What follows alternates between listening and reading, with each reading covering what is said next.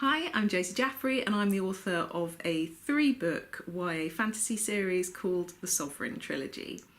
The books are set in the last city on Earth, about 500 years into the future, where the remnants of humanity are ruled over by a race of vampiric nobles.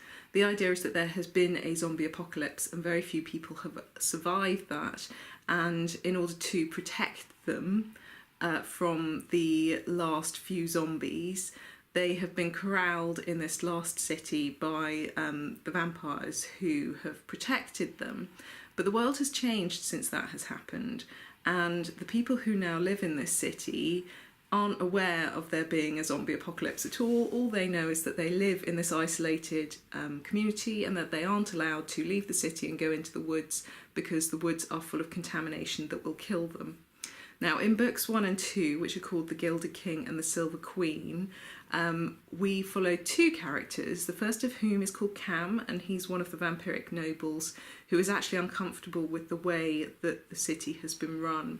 And the second of the characters is called Julia, and she is a human server who has been herself uncomfortable with the way that the city's being run, obviously since she is one of the people who is being oppressed.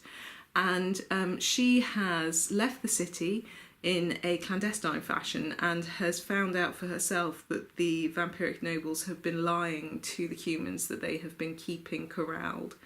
And this book, the last book in the series, The Blood Prince, is due for publication as I sit here recording in a week's time on the 20th of February 2019. And the book opens as Julia has returned to the city and is trying to work out her next steps and where she goes from this point in order to try and save her people and save her best friend Claudia, who has been sort of enthralled by the nobles and doesn't see anything wrong with the way that the humans are being treated by them. So I would like to do a little reading for you today from The Blood Prince, and the scene that I want to read from is right at the beginning of the book. And Julia has come back to the city and has gone to her home, which is a sort of dormitory that has a kind of house mother who looks after the girls who live there and work in the kitchen there. And the house mother character is called Livia. And in this scene, Julia and Livia sit down in the kitchen together, and in this scene, Julia and Livia sit down together in their kitchen, and Julia reveals her disillusionment. And the character who's talking here at the very beginning is Julia. "Do you remember that story you told us?" she said. "You know, the one about the king waking up." "I remember." Julia sipped at her tea, relishing the warmth as it spread into her chest. "I just thought he was going to change things," she said. "I thought the Queen was supposed to come back, wake up the king, and bring us a cure for the contamination." "But you know what the contamination really is now. We both know what it really is. The weep of Axine, the silver cure." Julia had told Livia the truth the moment she'd returned from the Red. "I know," said Julia, "but still, shouldn't something have changed? All the lives lost and battles fought, and still things are happening exactly as they used to. The candidates are still being cast, the attendants are still bleeding, the servers are still slaving, and above it all, the nobles are still taking exactly what they want from us. How is that fair?" Livia settled back in her seat. "Well now, that depends on what you're asking.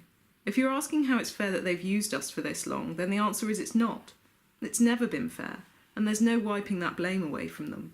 But if you're asking how it's fair that they're still allowed to use us when you know very well what has the power to make them stop, well, that's a different question, isn't it?" Julia put her tea aside, no longer thirsty. "What are you saying?" she said. "You know what's in the blood of them outside the blue. The way I see it, you've got a choice. Either you accept things as they are, or you do something about it." Julia couldn't believe what she was hearing.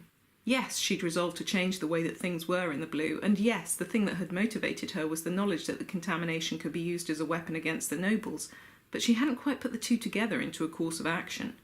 The thought of actually using that weapon felt too extreme to contemplate.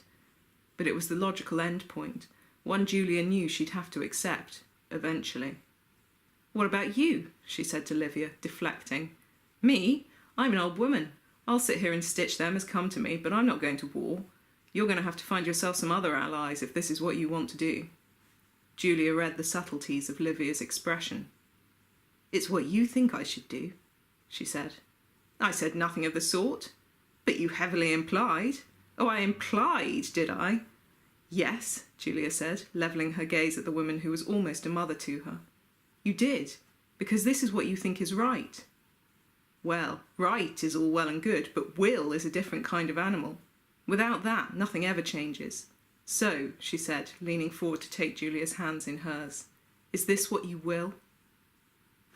So that's the end of the excerpt I wanted to read for you, and that is the point that sets in motion the rest of the events in the book. If you would like to try the series, if you haven't read the first book yet, then it is available to download free from all retailers. You can find the link below. Thank you very much for watching, and I hope you might consider giving the series a go.